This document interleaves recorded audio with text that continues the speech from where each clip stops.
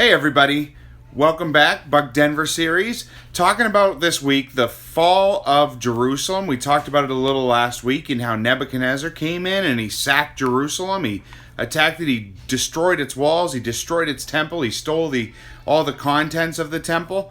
But this week I wanted to spend a little bit of time talking about Nebuchadnezzar and God. You see, in Daniel chapter 4, there's a very interesting interaction between Nebuchadnezzar and God. Actually, it starts in earlier chapters than that, where God starts to move in Nebuchadnezzar's life. He starts out with having some dreams that he can't get interpreted by all his wise men. And then Daniel comes along and interprets them. And he has some of these small interactions with God's people, to the point that he actually makes Daniel his number 2 man in charge of the whole kingdom to oversee everything. Very similar if you think about Joseph in Egypt years and years before. Daniel is put as the number 2 in charge guy of all of the world, of all of its empires under Babylon. Babylon being the most influential kingdom, the most powerful empire in the world at the time. So Daniel's put as the number 2 man.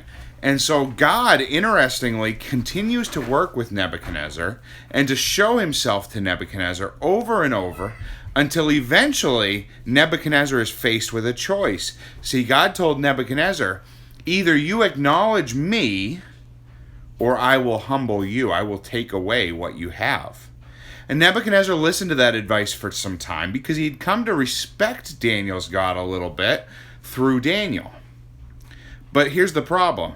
Nebuchadnezzar had conquered Daniel's God in his mind, because Nebuchadnezzar attacked Daniel's people. He had attacked Israel and he had won.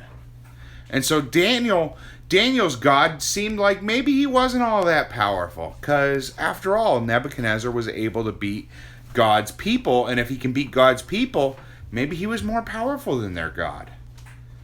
So some time went on, and Nebuchadnezzar, feeling pretty good about himself, feeling pretty strong and powerful, there's this one time when he's standing out on his balcony, he's looking over his city, the great city of Babylon, and he says, you know what? I am pretty great. Look what I've built.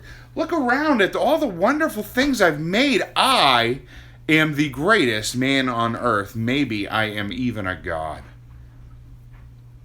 Immediately, God comes down and says to him, hey, I already told you this. And so, for the next 7 years, Nebuchadnezzar believed that he was a cow. God made him believe he was a cow. He didn't hurt Nebuchadnezzar. He just made his mind think he was something else. Said, no, now you're going to believe you're a cow. And Nebuchadnezzar ate grass like a cow, and he lived outside like a cow. Interesting little side thought is, who took care of the kingdom while Nebuchadnezzar believed he was a cow? I think it was Daniel. That's really cool. That's the second time that's happened, by the way, where a person from Israel kind of rules the world. 2 times in the Bible that happens. Very cool. Nebuchadnezzar couldn't rule his kingdom. Daniel rules it in his stead. Very, very awesome that God took care of that. But Daniel preserved Nebuchadnezzar's kingdom for the day that he could return to power. 7 years later, he comes back into power. He regains his mind and realizes he's not just a person, but king of the world. And so, as a result, he says, I want to make a letter. I want to write a letter. And here's how he starts it. He says, to all the peoples of the earth, of every language, tribe, and tongue, I have a message. You know what his message was? He wanted to tell people about God. Here's an awesome, awesome thing. Daniel had been faithful to what God called him to do. As a result, Nebuchadnezzar learned about God. And as a result of that, the entire world got to hear about Daniel's God, about the true God of the universe. There are far-reaching consequences to that kind of stuff. I think even, and I can't go into detail because it would take too long, but I think even like the wise men who were men from the east, men from the Babylonian area, the wise men come to visit Jesus' birth. And I think that's a result of this. There's such cool things. The whole world got to hear about Daniel's God because Daniel was faithful. Daniel was faithful.